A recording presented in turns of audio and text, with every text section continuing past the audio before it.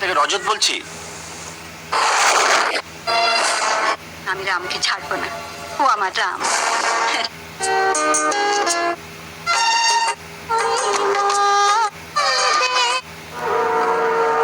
তুই বাবার কাছে নালিশ করতে এসেছিস? তুইও তো রামকে লাঠি দিয়ে মেরেছিস। যা এখান থেকে। আমি খেপে যাই, এত বছর হয়ে গেল। আমাকে এক্ষুনি যেতে হবে। রজত, তুই এদিকটা একটু সামাল দিস। চল চল। হতে পারে না, আজ আমি বলবো। একটু। আপনার ছেলে কোথায়? ও বাড়িতে নেই।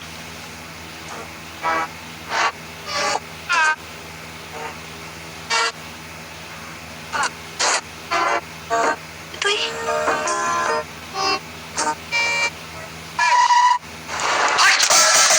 নাম কোথায়? আমি দেখছি।